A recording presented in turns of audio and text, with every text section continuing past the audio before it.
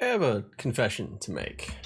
And you see, when the whole discussion around whether or not Path of Exile 2 is too hard or too difficult came up, well, I thought I might actually be kind of potentially one of the best people to talk about it because, well, my confession is I'm kind of bad at games, like really bad in a lot of ways. I die a lot in basically any game that I try.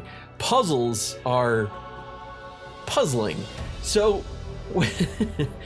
and this made sense as something that I could cover kind of as from a casual perspective. A casual player who has actually been so intimidated by Path of Exile in the past that I barely played at all because I got so lost in that huge passive skill tree.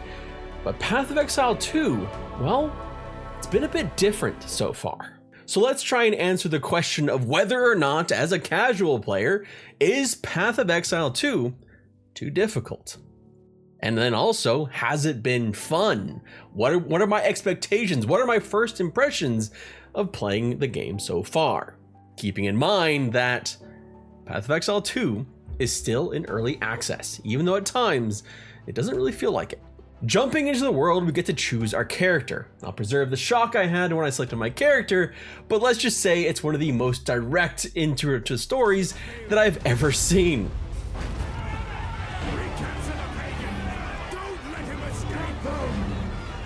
Now, Path of Exile is an interesting game in one aspect.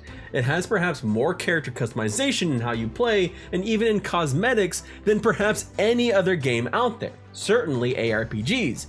Yet in one aspect, it still seems firmly stuck in the past. Characters aren't just gender locked, they're everything locked. Think of it more like a Vermintide 2 in that way. You're not going to be getting the same kind of customization as, say, a Diablo 4. But part of this seems to be at least in some way due to the character's story. At least the starting area varies, although it gradually homogenizes into a very straightforward story. But at least the beginning of the game feels different.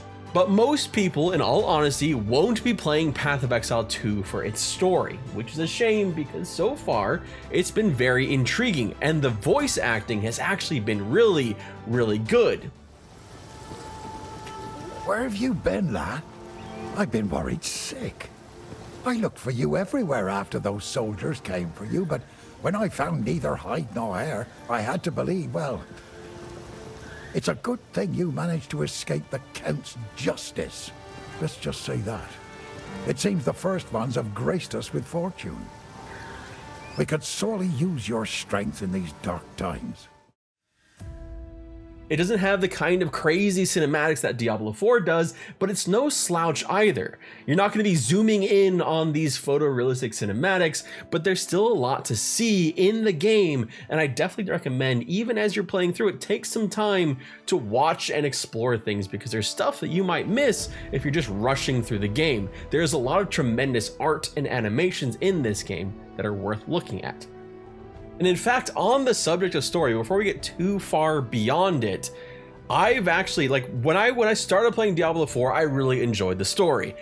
And then towards the end of the main game, I started to get bored. I honestly got very bored with the story. I got disengaged, and when the story stopped grabbing me, I stopped caring about the game because I am not your traditional ARPG player.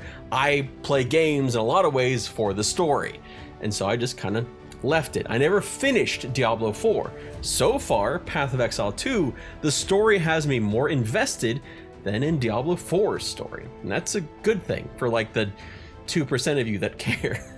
But what about the difficulty? Well,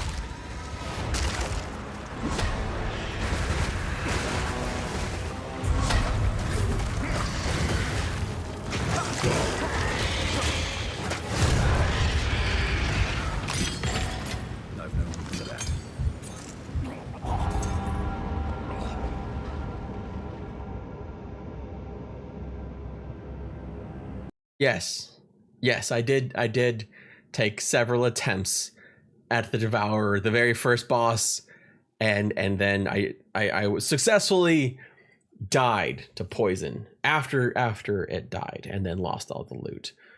But hey, there's more to the game than just the first boss, right?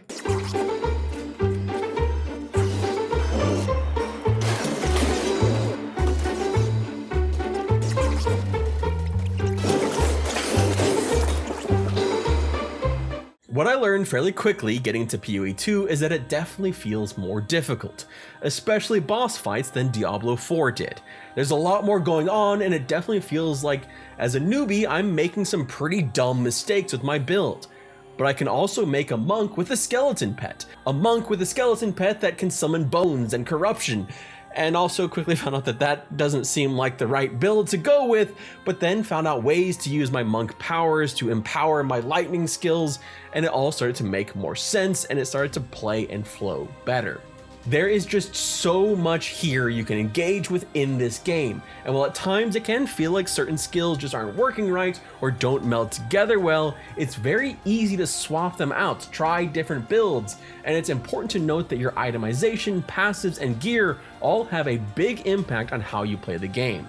And if you do find a boss fight too difficult, you can go and grind a bit, try and find some better gear, try to get some more skill drops. Like this boss fight where I was running into a wall, I went off to grind a bit and got lucky getting a rare drop staff that actually more than doubled my DPS. I went back and added a bunch of augments to items to it, which took my DPS with my main attack from a 94 to a whopping 294.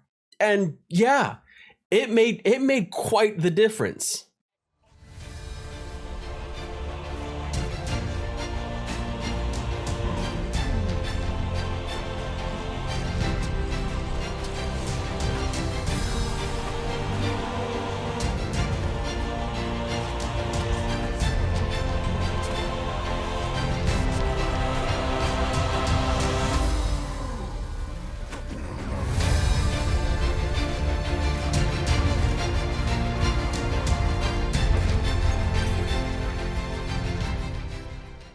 That is the kind of impact gearing can have in this game. So if you are running into difficulties, it may not be that the game itself is too difficult to handle. It may be that you need to rework your passives, or you may need to rework your gearing. It's one of those things where the game is very deep and complex, especially for someone like myself. But once you start figuring some stuff out, it is satisfying when you get that victory. And all of this was done, all the B-roll, everything I'm doing here was done before. In the recent patch, they upped the loot rate significantly, which should be a prescient reminder that not only is this game still undergoing a lot of balancing from skills and everything like that, it's undergoing balancing while still in EA. So much of this is going to be subject to change, drop rates going up and down, builds becoming stronger or weaker. Things will continue to evolve as you go through the early access period, and more loot is a significant way to make your playthrough that much easier if you did find yourself running into walls before this patch. This is an early access title. It's still a very good title as is, and this has been having a ton of fun in it, but because it's early access, expect more like big swings like this, more balancing swings as they start to get things together, as they start to figure out what is working with their huge player base of just about 500,000 players right now, and see, okay, well, this is working and this isn't. Path of Exile 2 is a very interesting game because there's a lot of moving pieces, so the balancing in EA makes sense, but just keep that in mind if you decide that you want to pick this game up. It is not in 1.0 yet. On the subject of respecking and making up for like passives that you may have incorrectly picked, it's not quite as fluid or obvious as Diablo 4, but if you feel like your build is going poorly once you've completed a series of quests very early on in the game in Act 1, you can respec as often as you want. However, it does come with a cost, specifically gold to reach each passive. There's definitely more commitment here than a Diablo 4, but that's not necessarily a bad thing. And I say that again as someone who is playing this game very casually. I'm not going to go jump into this like a Co-Carnage or a Joss Drive Haze who have put tons and tons of hours into a Path of Exile 1. this is not necessarily my type of game. But it doesn't mean that I'm not enjoying myself, which is why I'm trying to appeal to people that are like myself, that you may actually find that you enjoy this game, even if you're not engaging with all of the systems, even if you may never get into the end game. It still feels really good, really fun, and really satisfying. So don't be intimidated by the idea that it's too difficult. As I showed you a boss that I was really struggling with, and then I got one item upgrade, and boom, it died in 15 seconds. I am enjoying this game for what it is. It is a satisfying ARPG with a lot of build depth, beautiful graphics, an intriguing story, really fantastic enemy and level design, and that crunchy feel of just devastating your foes. It has the power fantasy you expect in ARPGs, but it takes a little more effort to get to that devastation that other titles in this space, which I think is actually, it kind of sets it apart a little bit. That said, anyone who tries the game on hardcore, more power to you, because it is so easy to accidentally get stuck in like a corner and get surrounded, because all the NPCs, all the enemies, they have collision, so you can't like roll out through them. So more power to you if you're doing a hardcore self-found.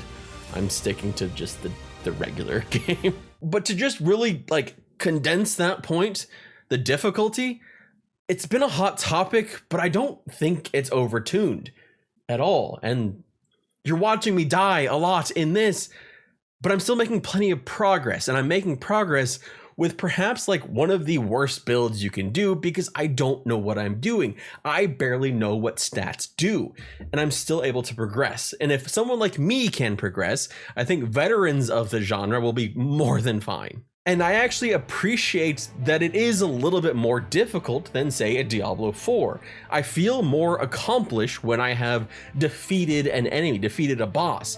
And there's the way that they handle the game, it's even less punishing to die than, say, like an Elden Ring.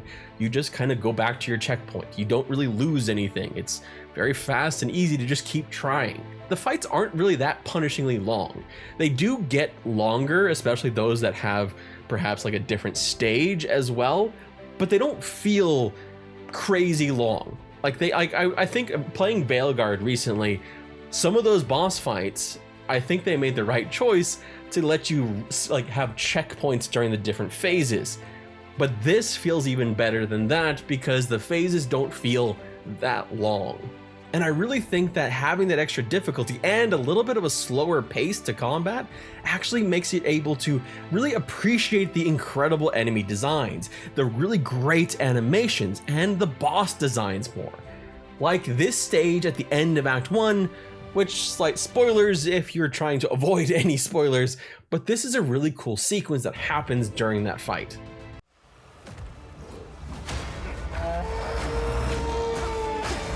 As night falls, winter's chill, you're mine!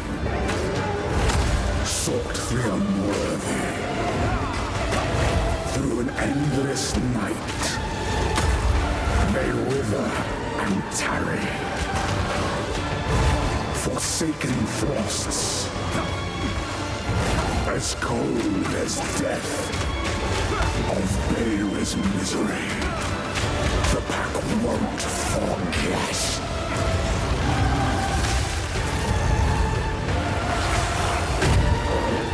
Requiem.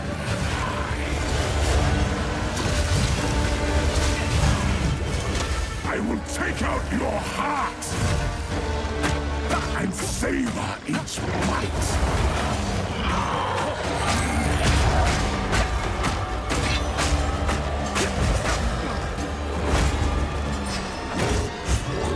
Chilling frost.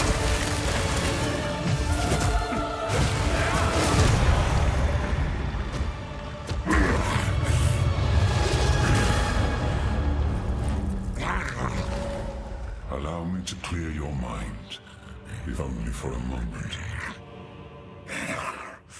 The madness, it consumed my being. Oriana used it against me. Where has she taken the beast?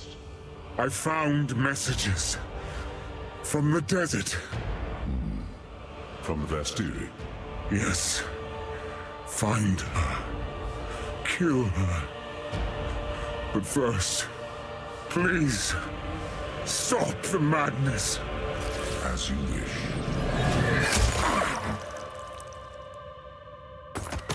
We must make haste. Let us return to Clearfell to make our preparations. The dreamer provides. But I don't want to just sit here and glaze the game on everything, because there are a couple negatives that I want to talk about. The first negatives I have to really go over is that while I have been lucky and I haven't really had many crashes, many other people have.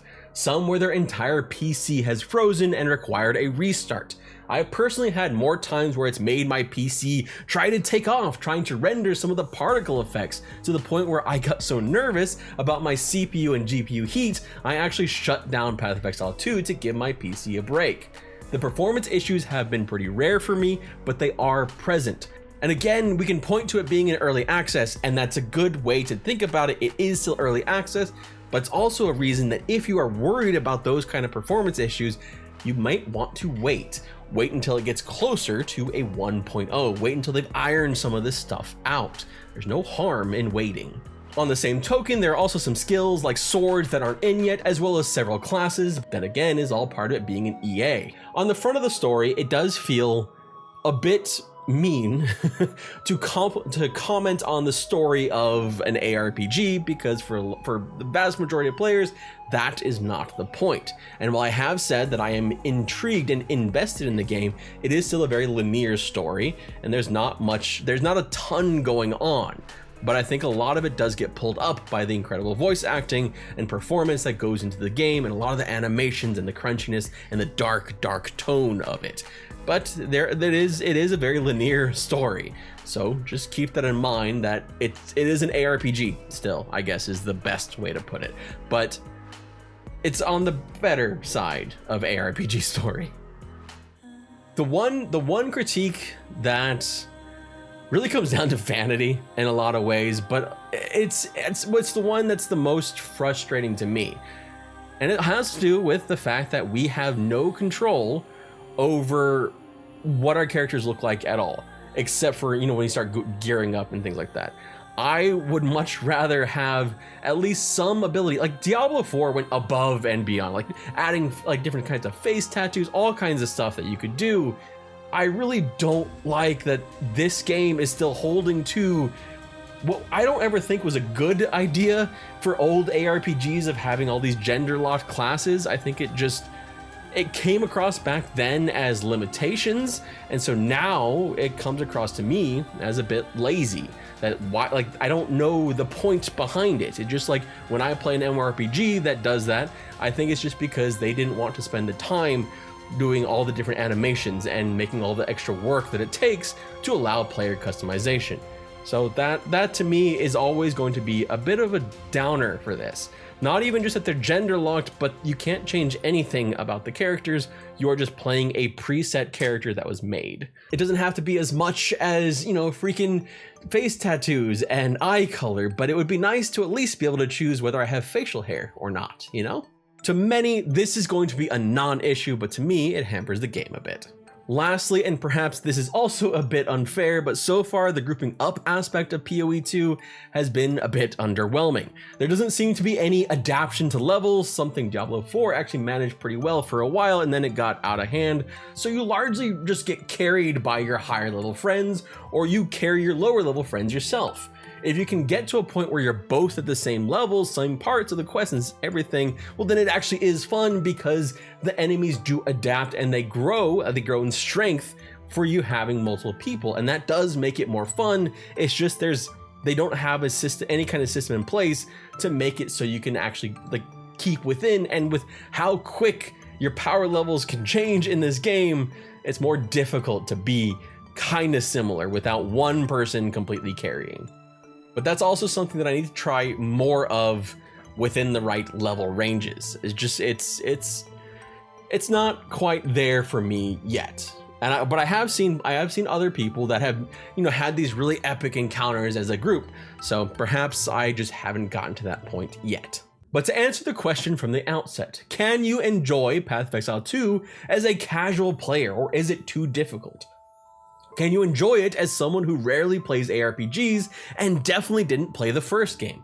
The answer, at least in my opinion, is a resounding hell yes. The game is absolutely worth playing, but there's no harm in waiting for them to go through their early access phase if you want to wait it out. The game will be free to play when it launches into 1.0, and at minimum it will be in early access for 6 months, but they've said that they'll take as long as needed in EA before 1.0 release, so it could be longer than that. But if you're interested, if you're waiting on the sidelines for this game and you just want to say, you've heard people say that it's too difficult or it's too complex, I can play it.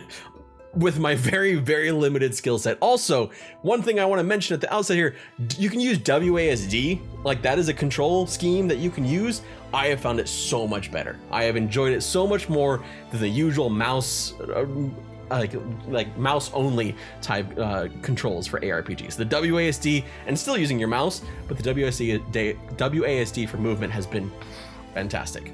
Anyway, thank you so much for watching. My name is Frederick Flynn, and I will see you all later.